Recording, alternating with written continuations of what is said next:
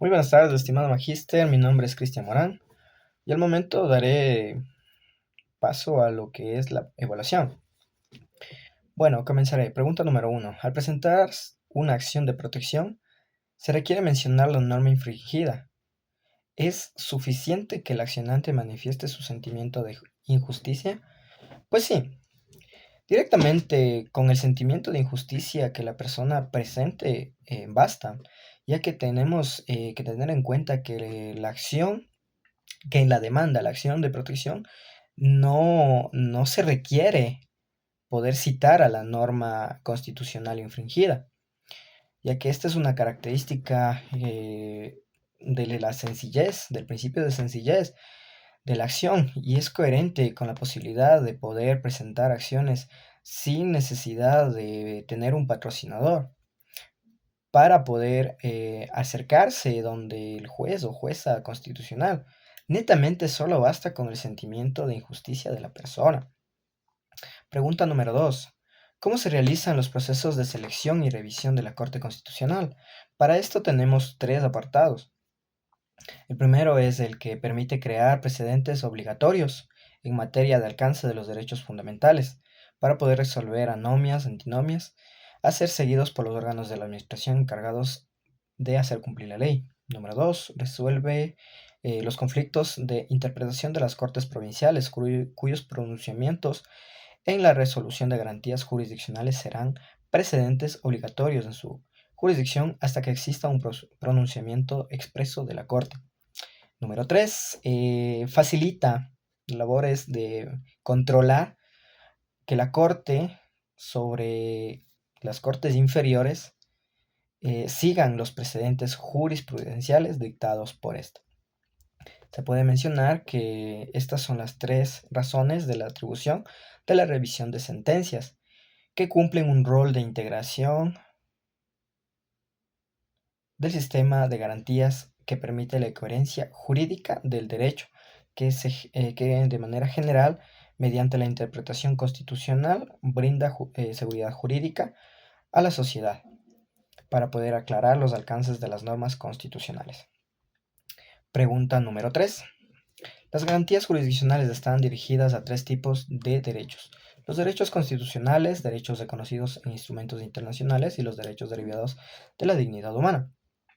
Bueno, en el primer grupo se puede mencionar que es el principio más sencillo de poder delimitar, ya que comprende únicamente los derechos reconocidos en nuestra Constitución, que recordemos que en los artículos 12 al 82 se encuentran expresamente dedicados al desarrollo de los derechos constitucionales.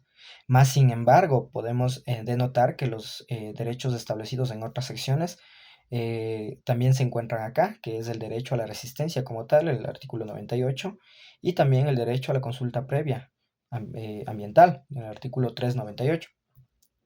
En cuanto a lo que son los derechos establecidos en los instrumentos internacionales, la delimitación de los derechos garantizados es un poco más compleja, ya que hace referencia de forma no exclusiva a los pactos, convenios y declaraciones, por lo que los derechos reconocidos pueden incluir declaraciones, sentencias o incluso tratados en los que el Ecuador no ha sido parte.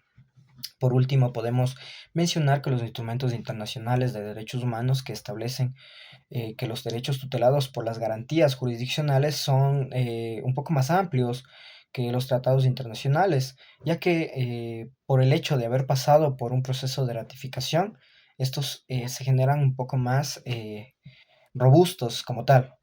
Se puede incluir a instrumentos como las declaraciones, informes, directrices y demás.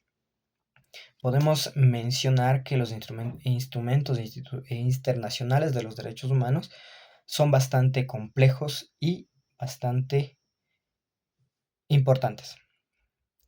Bueno, para la pregunta número 4, para la protección de derechos a la consulta prelegislativa, ¿qué acción debe ejercer y cuál es el procedimiento? Debemos mencionar que el artículo 56 de la Constitución reconoce a tres tipos, a tres grupos que se pueden ser considerados como pueblos.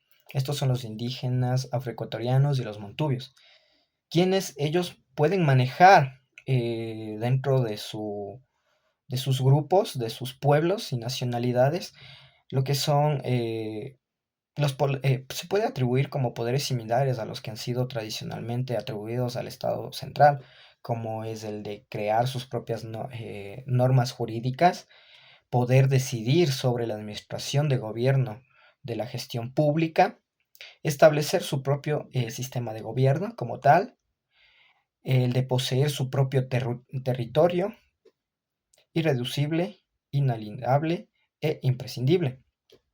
También podemos mencionar que la administración de justicia también se encuentra dentro.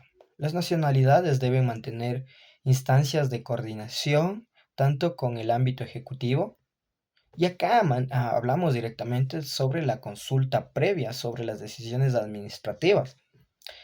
En el ámbito legislativo es muy interesante poder mencionarlo porque para poder generar lo que es la consulta prelegislativa se debe abarcar todo este proceso que ya lo mencioné.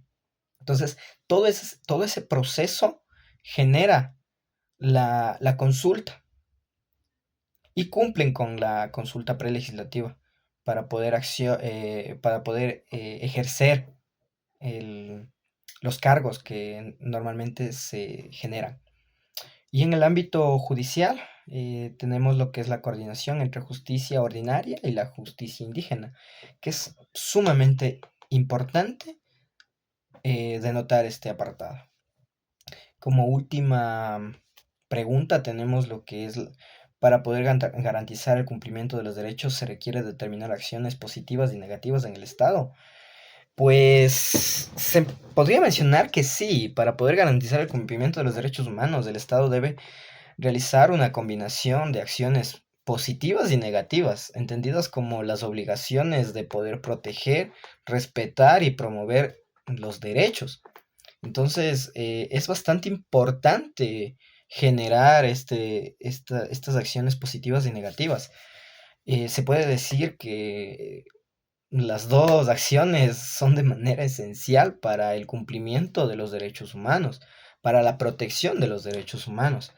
Esta combinación es de manera adecuada ante las acciones positivas y negativas, como el que el Estado pueda asegurar y pueda actuar como un garante de protector de los derechos, sin generar un tema de un obstáculo para el ejercicio como tal. Muchísimas gracias.